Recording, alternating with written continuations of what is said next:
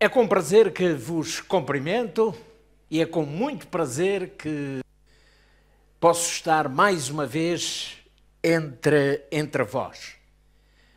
A lição desta semana fala-nos de eleição, eleitos. No entanto, estudá-la, eu não pude deixar de pensar em rejeição. Ou seja, eu tentei colocar-me exatamente no lugar do povo judeu daquela época. Paulo era um homem de convicções muito firmes. No seu discurso, geralmente ele ia direto ao assunto. Ele não era um homem de meias palavras. De forma que o sentimento que a pregação de Paulo gerou entre os judeus foi um sentimento de rejeição. Como é possível que um povo que durante séculos e séculos, que acreditou, que creu, que pregou, que anunciou a salvação pelo meio das obras, agora pudesse ver cair por terra toda a sua filosofia bíblica do Antigo Testamento? E reparem como é que Paulo introduz este tema. Ele diz isto: digo-vos, pois, porventura rejeitou Deus o seu povo? Ou seja, o próprio Paulo, ele vai sentir que o povo, de alguma forma, está amargurado pela pregação que anunciava. Sentiu-se rejeitado. Daí a pergunta de Paulo: porventura rejeitou Deus o seu povo? E ele responde a seguir, como é seu hábito. Paulo era um homem de resposta pronta. Ele não esperava que alguém lhe desse uma resposta, mas até aqui também ele estava a escrever e, naturalmente, ele responde à pergunta que ele próprio enuncia: de modo nenhum. Porque também eu sou israelita, dizia Paulo, da descendência de Abraão e da tribo de Benjamim. A nenhum grupo étnico, a nenhuma raça ou povo foi rejeitada a salvação. Paulo faz questão de deixar claro que ele, sendo judeu, não era nem mais, nem menos superior ou inferior a qualquer outro ser humano no que diz respeito à salvação. Ou seja, Paulo está a olhar para este tema com os olhos de Deus. E o que é que Paulo vê? Todas as pessoas, independentemente do seu género, da sua etnia, da sua raça, da sua língua, ele as vê como pecadores necessitados da salvação em Cristo Jesus. Toda esta questão é tão complexa de entender pelo povo judeu porque tinha que ver com a lei. O grande problema ou a grande luta que Paulo teve que travar foi exatamente contra o legalismo. Reparem-se, vamos pôr-nos no lugar dos judeus. Então, nós sempre fizemos assim. Nós sempre anunciamos que a lei deve ser superior a todas as coisas e que nós devemos viver em estrita obediência a cada regra, a cada princípio, por mais ínfimo que seja, da lei. E agora vem este nosso conterrâneo, também judeu da tribo de Benjamim, dizer que durante este tempo todo estivemos enganados, porque realmente não é mais pela lei, mas é pela tal fé no tal Jesus Cristo que morreu na cruz do Calvário. Meu estimado amigo, deixe-me dizer-lhe que o grande problema ou a grande luta que Paulo teve de travar foi contra o legalismo. Não foi contra os judeus, não foi contra aqueles que eram seu próprio povo, mas contra o que eles queriam, o seu legalismo. O legalismo é a forma mais sutil que o inimigo usa para impedir que a mensagem da justificação pela fé tenha ascendência na vida cristã. E Paulo, como não podia deixar de ser, ele repele qualquer tipo de legalismo porque percebe a grande estratégia satânica. E olhem, Paulo diz, continua o seu discurso, continua a escrever aos Romanos no capítulo 11, e ele diz: irmãos, o bom desejo do meu coração e a oração a Deus, a oração que eu faço a Deus por Israel, é para a salvação. Porque lhes dou testemunho de que realmente este povo tem zelo de Deus, mas não tem entendimento.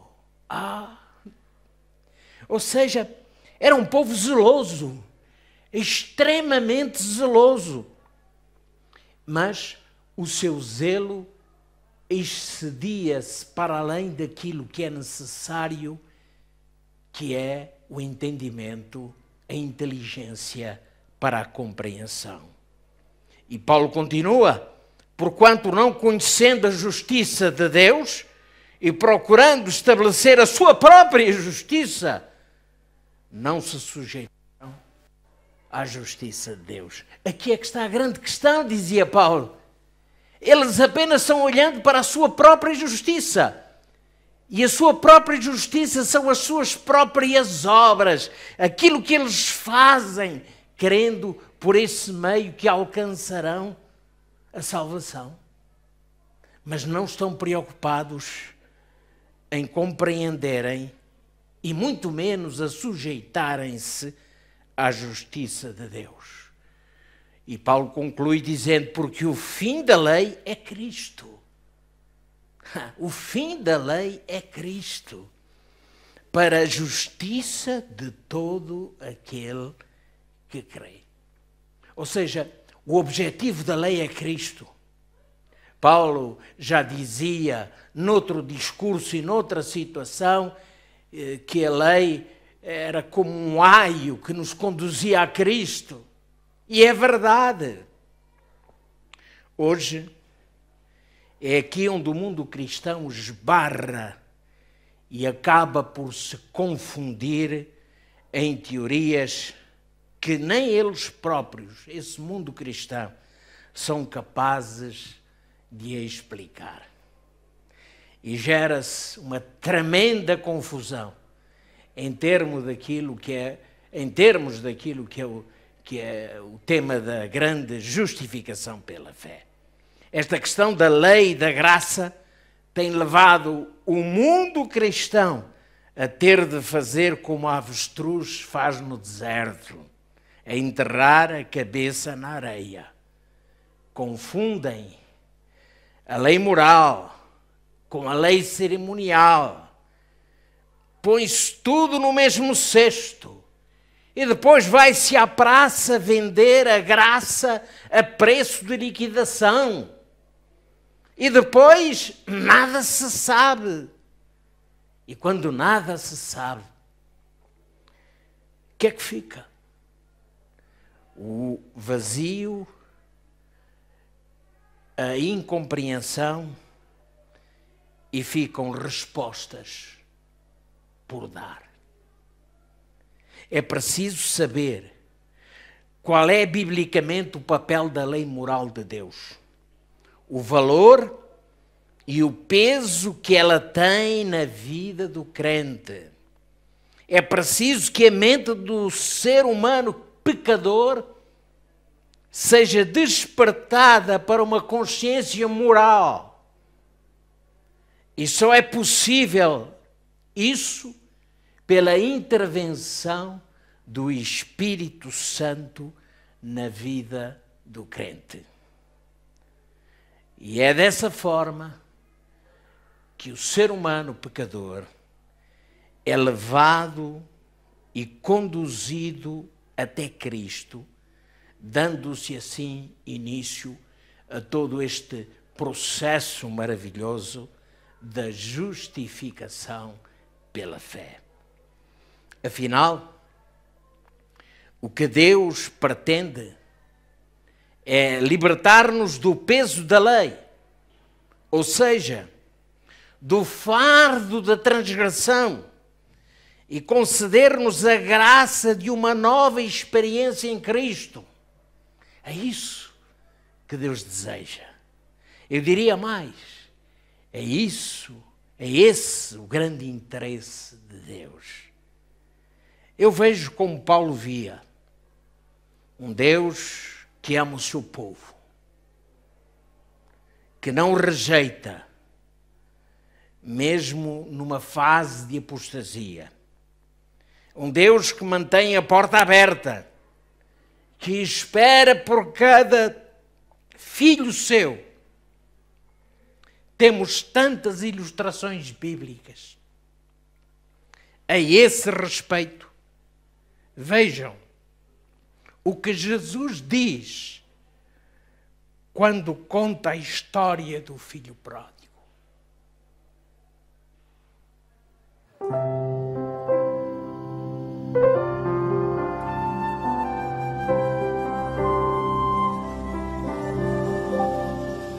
A graça é um ponto de encontro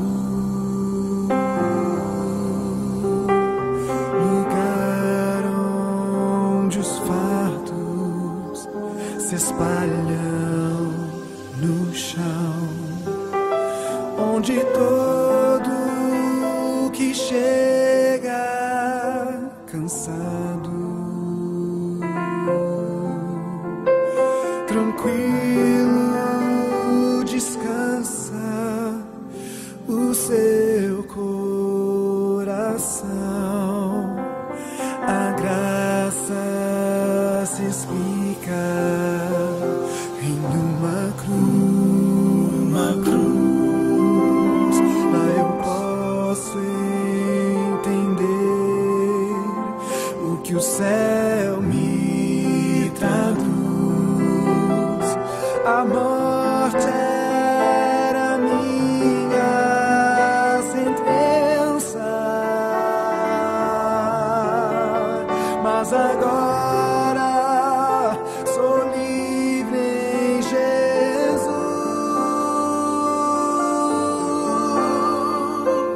Graça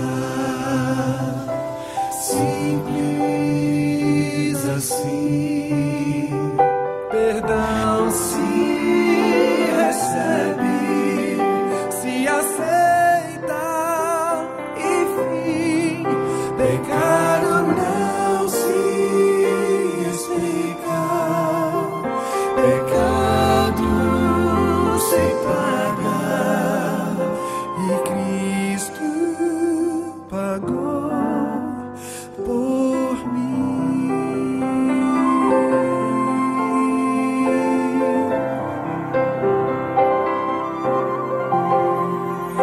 Havia imensa separação entre a raça caída e o Deus do perdão, mas a graça fechou o abismo e sem hesitar estendeu-nos a mão, mostrou-nos a estrada de volta à casa do Pai, onde iremos morar. Nos dá esperança que move, a certeza que Cristo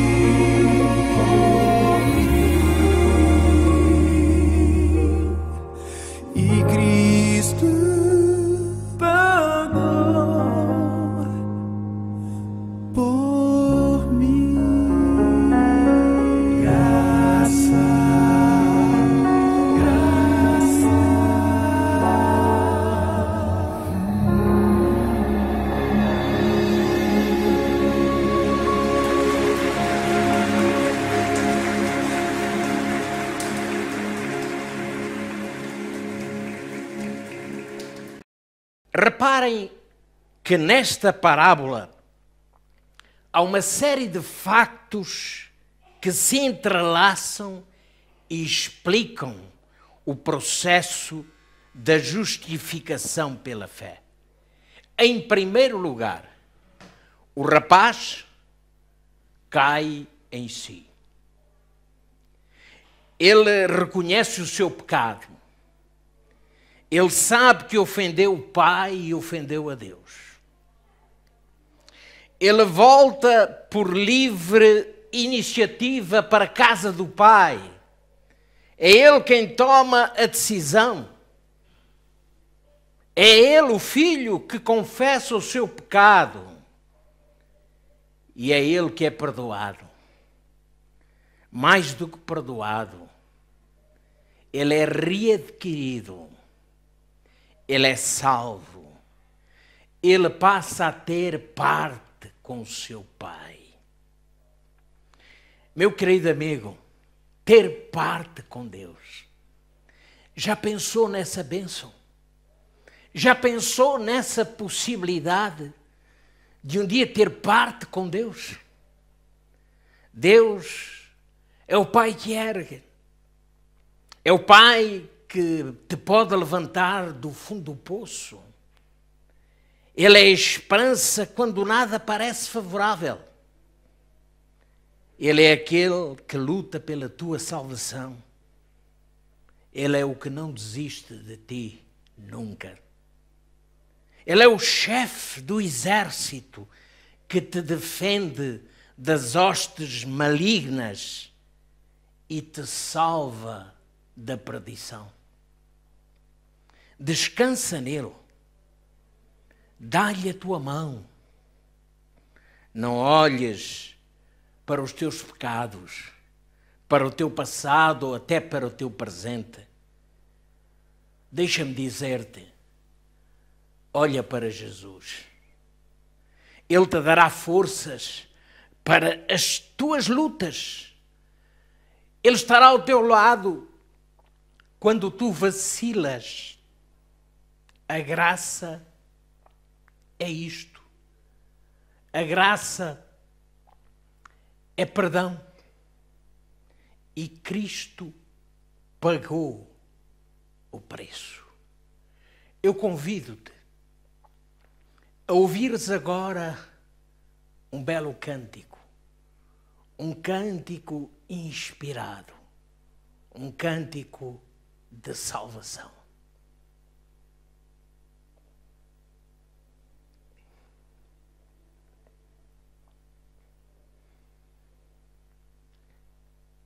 Quem imaginaria que nesta epístola de Paulo aos Romanos encontrássemos algumas parábolas? Mas, se estudarmos com atenção, nós vamos encontrar algumas parábolas. Mas não se esqueça que no princípio eu disse que Paulo era uma pessoa muito direta. Não era uma pessoa e não era uma pessoa de meias palavras. Ele ia direto ao assunto. No entanto, nesta carta aos Romanos, no capítulo 11, Paulo usa exatamente o método de Cristo para explicar assuntos que eram difíceis de entender. E o assunto que era difícil de entender naquele momento era este assunto da justificação pela fé. E olha o que Paulo escreveu em Romanos 11, versículos 16 até o versículo 24. Olhe para esta parábola. Eu vou ler. E se as primícias são santas, também a massa o é. Se a raiz é santa, também os ramos o são. E se alguns dos ramos foram quebrados, e tu, sendo um simples zambujeiro, foste enxertado em lugar deles e feito participante da raiz e da seiva da oliveira. não te glories contra os ramos. E se contra eles te gloriares, não és tu que sustentas a raiz, mas a raiz a ti. Dirás, pois, os ramos foram quebrados para que eu fosse enxertado. Está bem? Pela sua incredulidade foram quebrados. E tu estás em pé apenas pela fé. Então, não te ensurbeças, mas teme. Porque se Deus não poupou os ramos naturais, teme que não te poupe a ti também.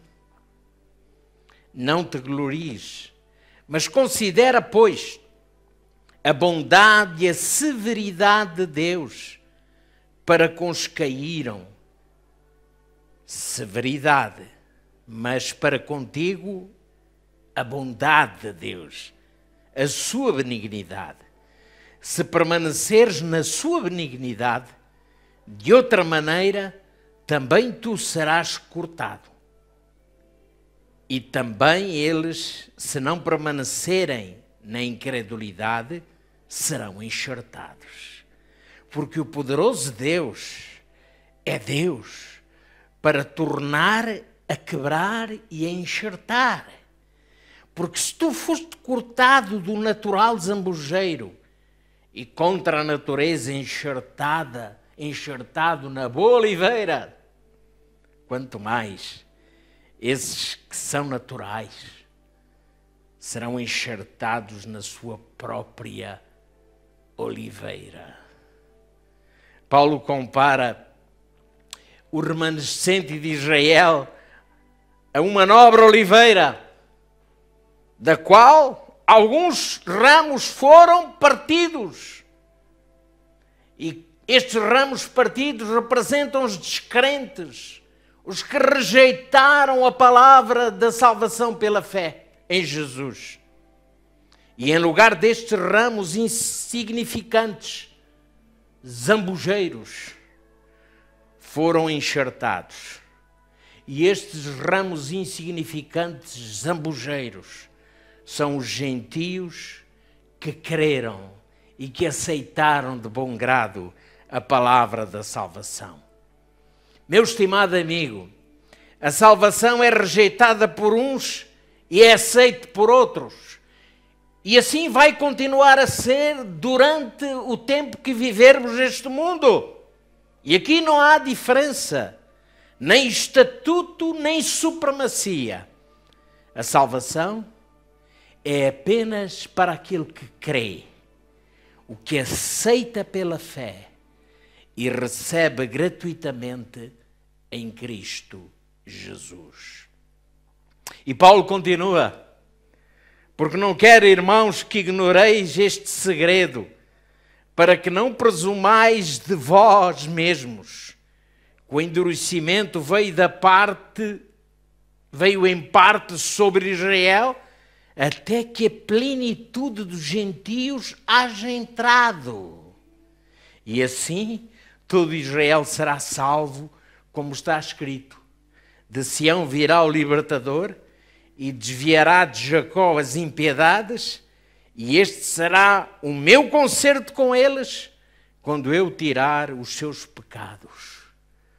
Romanos capítulo 11, versículos 25 a 27. Repare, Paulo fala da plenitude dos gentios. O interesse de Deus era que todo o mundo gentílico ou estranho fosse alcançado pelo Evangelho. Deus mantém o mesmo interesse hoje em relação ao mundo. Deus deseja que o Evangelho alcance cada coração, o meu e o teu coração. Mas Paulo faz questão de reafirmar que o interesse de Deus pelo povo judeu continua a ser o mesmo de sempre. Afinal, quem faz acepção de pessoas não é Deus, mas é o homem. Esta é uma metáfora de cariz evangelística, ou seja, o alcance aqui é todo o mundo, toda a plenitude. Deus não quer que ninguém se perca, senão que todos se salvem. Por isso Jesus, ele diz, resumindo o Evangelho, numa só frase, Deus amou o mundo de tal maneira que deu o seu Filho unigênito para que todo aquele que nele crê ou creia não pareça, mas tenha a vida eterna. Eu desejo muito hoje que você creia que a salvação é também para si. Ninguém está fora do plano de Deus. Ninguém pode pensar que caiu tão baixo que não pode ser recuperado do poço. A mão de Jesus, ela vai até o fundo do abismo em busca da sua ovelha perdida. Ele está ao teu alcance. A obra da graça de Cristo, ela teve um preço muito elevado.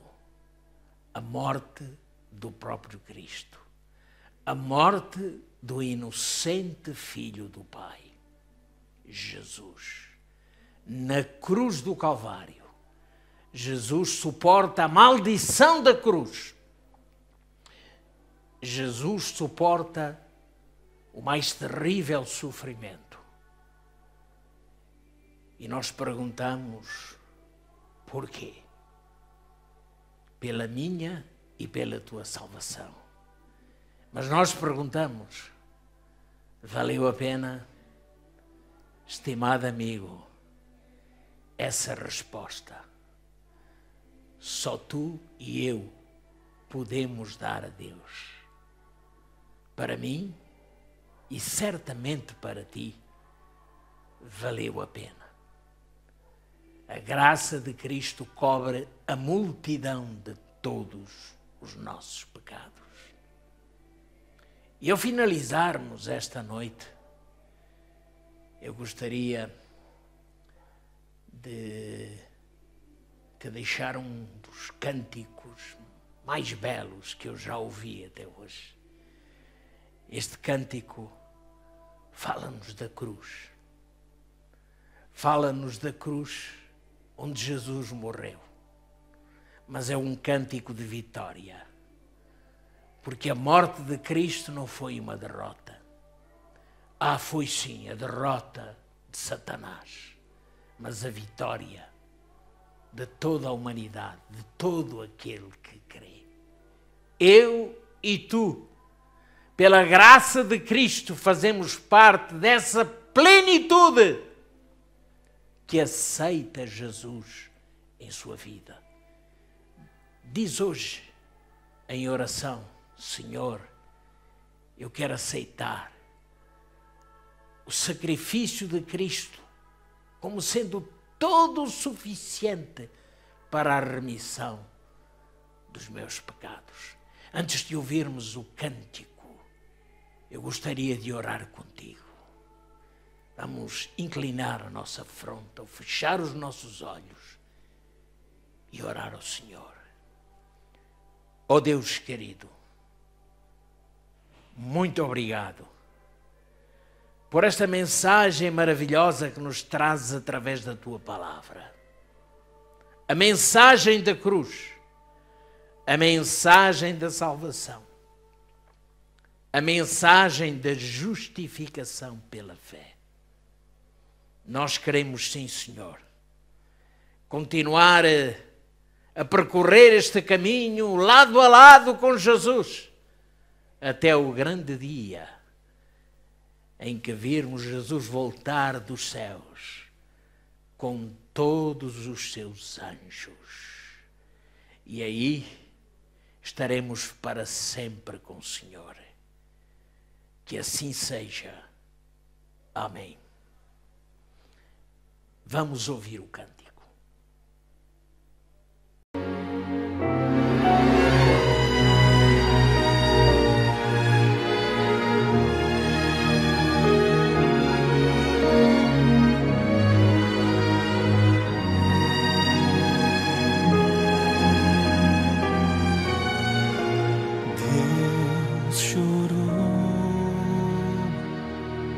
Lá no Éden, por seus filhos, Deus chorou.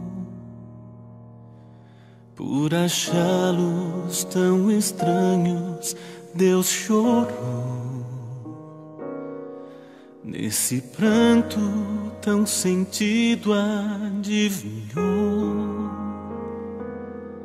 que a semente do pecado germinou. Deus chorou,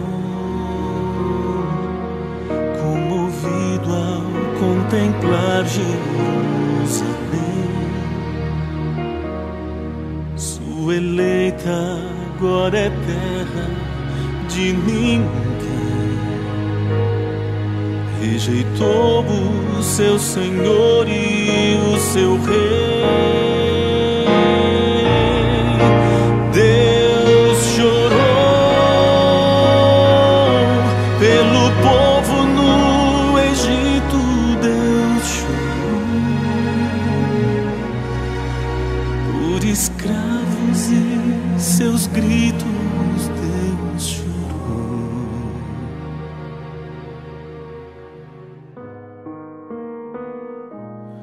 Deus chorou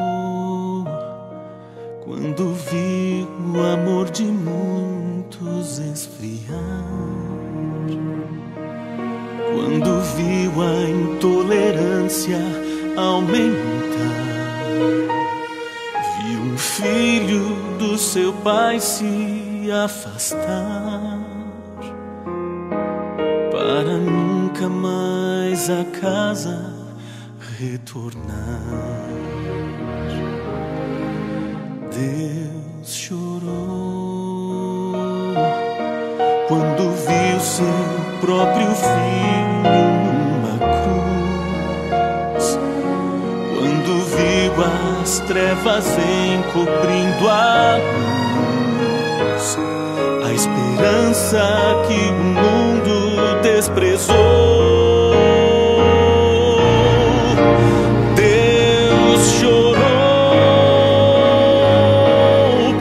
Pobre humanidade, Deus chorou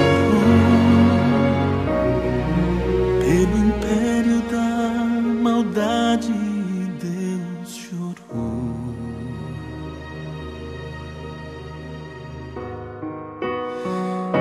Mas Deus sorriu quando o grande mar vermelho se abriu, a força lá do céu se fez notar. Deus sorriu.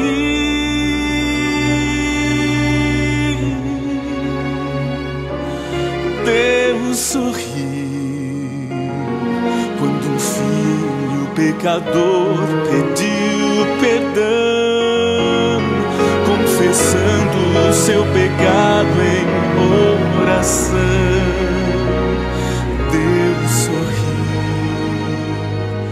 Deus sorriu,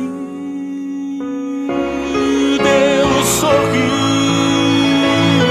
quando o ódio deu enfim lugar à paz, quando viu o evangelho se espalhar.